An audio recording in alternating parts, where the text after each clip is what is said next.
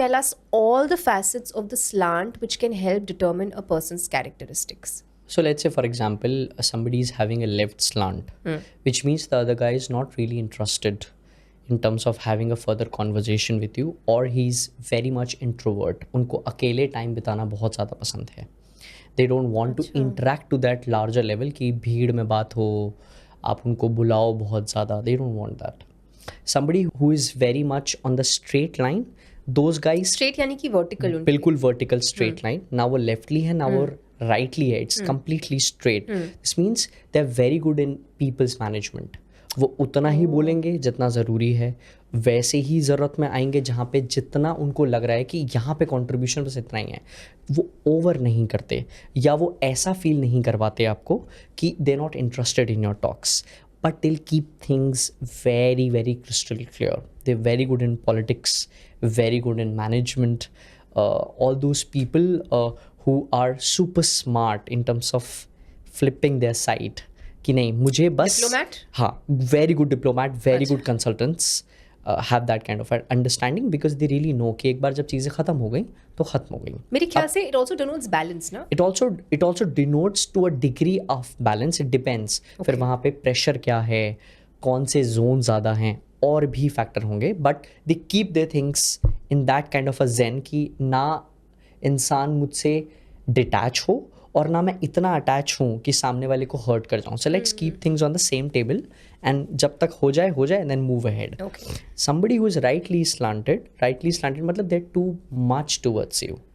So अगर कोई Inclined towards you. Let's say for example a girl is dating a guy जिसमें girl is having a rightly slanted handwriting, which means she's thinking too much about her boyfriend कि अभी वो कहाँ होंगे, अभी वो कैसे होंगे, मैं कॉल कर लेती हूँ, मैं मिल लेती हूँ, मैं एफर्ट मार लेती हूँ, मैं ही गिफ्ट दे देती हूँ, मैं ही अरेंजमेंट कर लेती हूँ, because she is always towards you. Problem यहाँ पे आएगा कि अगर वो लेफ्टली इंक्लाइन हैंड राइटिंग हुई या स्ट्रेट हैंड राइटिंग हुई तो the guy is keeping things कि जहाँ पे गुडी जोन चले और over a period of time he quickly out कि ठीक है, नहीं है भाई, इतना ही कर सकते थे, यहाँ से आगे नहीं, ज़्यादा मेरे से डिस्टेंस क्लोजर नहीं आने का है. और अगर लेफ्टली इंक्लाइंड होगा तो उसको फ़र्क ही नहीं पड़ेगा. गुड कॉम्बिनेशन यहाँ पे ये आएंगे कि अगर उनकी राइटिंग राइटली इंक्लाइंड है तो इनकी भी राइटिंग स्ट्रेट से राइट के एंगल की ओर ही हो, क्योंकि वो भी वो एफर्ट समझ पाएँ when it comes to the compatibility that the other person is putting so much effort. I should also take sometimes lead. I should also come in to a role जहाँ पे मैं अपने पार्टनर को एक positive feel करा पाऊँ, either through any of the habits or any of the things. So very very important to understand. So जितने भी लोग कम्युनिकेशन में कंपनी के टॉप शेल्फ पे चूज़ करते हैं, दे वांट आइदर की स्ट्रेट कि बोलें और निकल लें, या फिर बहुत ही ऑथेंटिक ओरिजिनल कंपनी है, दे वांट राइटली इंक्लाइन चीज़ें आएँ. Right, Haldiram does that. Haldiram and Bikaner वाले में यही डिफरेंस है.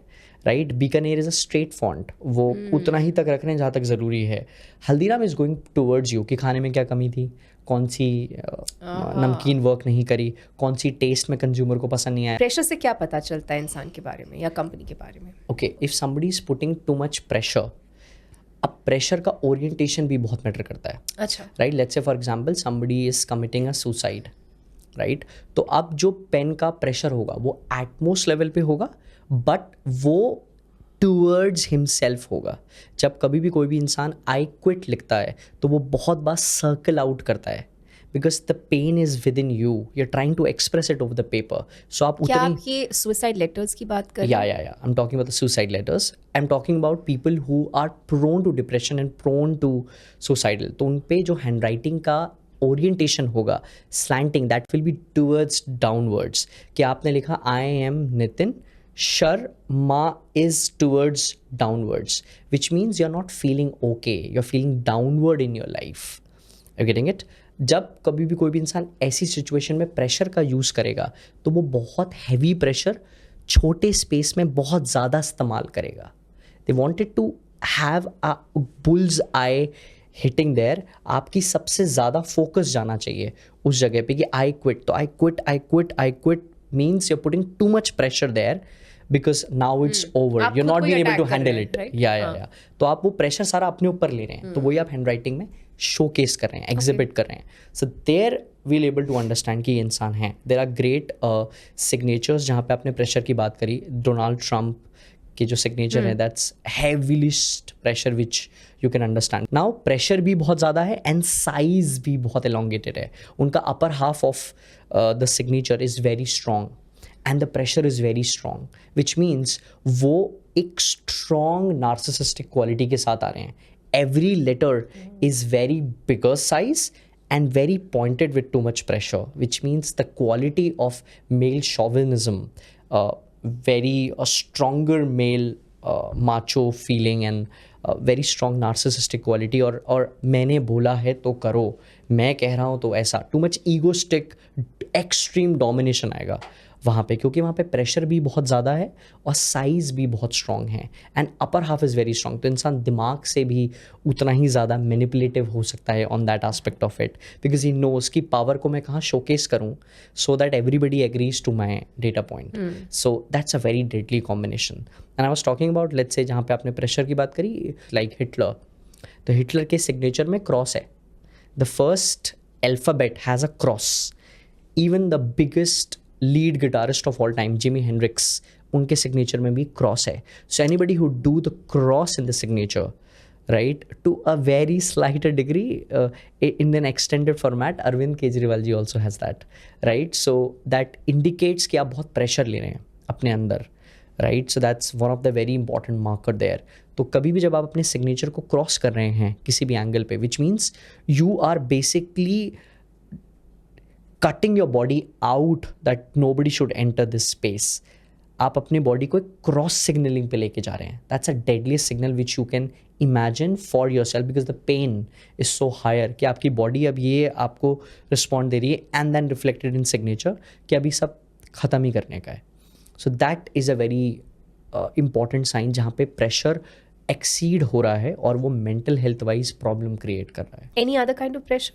Then it depends. Lot of people put the pressure in order to make the other person agree on their thing. तो आप बहुत सारी ऐसी हैंड राइटिंग्स मैंने फीमेल्स की देखी हैं जहाँ पे ब्यूटी बहुत स्ट्रॉन्ग है and pointedness or pressure of or the peakiness in the handwriting is very strong, which means, and I think it has it resembles to your handwriting as well. You've seen my handwriting? I have not seen it. Okay. I'm understanding it from lot of my data points. जहाँ पे perfectionism scale चाहिए हर एक चीज़ में. So the beauty is top notch and there's slight peakiness, which means कि हर एक चीज़ properly execute हो, perfect scale पे हो, एक छोटा छोटा एरर भी नहीं आना चाहिए चीज़ों के बीच. सो वेरी बुलजा hitting for execution. So let's say for example if I come to your personal space और मैंने अगर किसी ऑब्जेक्ट की पोजीशंस को चेंज कर लिया without even asking you, that may really piss off कि इसका एक पर्टिकुलर ऑब्जेक्ट का इस पर्टिकुलर जगह पर एक मीनिंग है.